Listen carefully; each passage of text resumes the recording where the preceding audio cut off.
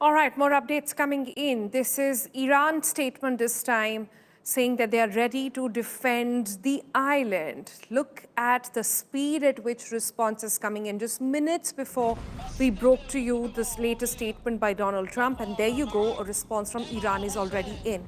After Trump's big threat, Iran has now released military video ready to defend its islands. Iranian soldiers fully mobilized and resolute stand ready to defend the nation's southern islands with unwavering resolve. Thank you. Welcome again to MHZ TV1. But this new YouTube channel has changed the name. Now it's called Bombers Power News. Thank you. I'm Eli Kolopati. I'm a political analyst. Thank you. This let me just remember you this Kag Island. The Kag Island, it's an island of Iran.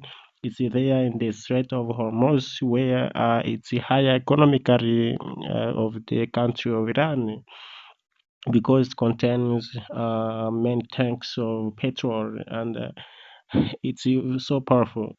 You know that now Iran is fighting is in the war with USA and Israel now. So for the air attacks, it has failed on the side of USA and Israel. Now they decided just to go to fight on the ground first, just and to attack to capture this Kag Island, and then they continue the operation on the ground, the force on the ground there in Iran. But this is not easy because I think the power of Iran. It has many soldiers. So here in this video, you are looking how Iran has said that it's ready to fight for themselves to defend this Kag Island, and not only Kag Island but also whole the country of Iran. It's in their hands. USA troops has been sent in this region of Middle East where they are ready to attack end time Iran. Thank you. Let me let you just continue looking and watching this news.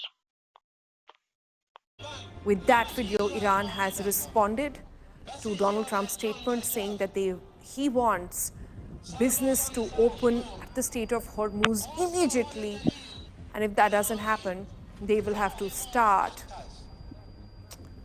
attacking all the energy and oil infrastructure in Iran. All right, Pranay joins us for more details on this. Pranay, just the speed at which we are hearing the responses from both these countries. Just minutes ago, we started 5 o'clock, around 5:15 is when we got the response, the first statement from Donald Trump. It's 5:30, 15 minutes you have a response from Iran already. Clearly something is happening in the grounds that, in the background in talks that we don't know about, and which is why this projection is taking place. At the moment, how are we to read these statements with Trump now clearly saying it is going to Kharg Islands, mentioning that Iran saying, I'm ready to defend the islands. Are we just ready to now see this war in the third phase? As troubling as it sounds, are we just headed towards that now? Two aspects of this, my answer here, Sonal. One, what do you expect in a country to say? They will defend their territory, and Iran has a chain of island besides their coastline. So about 400 islands, small or big, including Kharg Island or Kashmir Island or Abu Musa Island, Greater Tomb, Lesser Tomb, series of island territories Iran has, and this gives Iran a very strategic depth in Gulf of Persia and also around the Strait of Hormuz. But having said that, I think this battle, this conflict, this war is not only being fought on land, in sea, or in air, but also this is being fought in the domain of social media as well. And that's why you see like a lot of statements, a lot of propaganda videos, a lot of social media posts are being made and targeted to each other. And if you follow the social media timeline of the Iranian embassies and Iranian diplomatic missions, they are specifically targeting President Donald Trump, his statements. But keeping aside all these things, definitely there is something which is moving towards more serious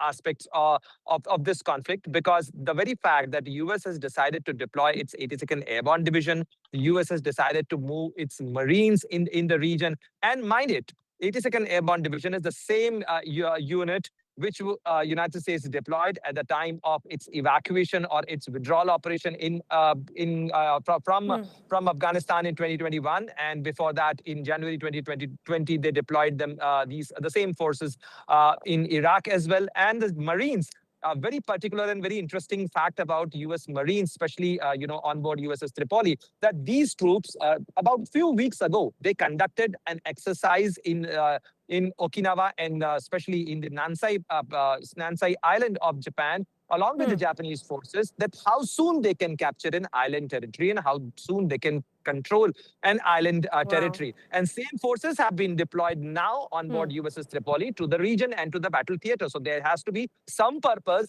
for deploying US Marines as Yeah, well but as Pranay, I was also Thank you, Analyst. Thank you, Analyst. Just here, let me just have an addition for this.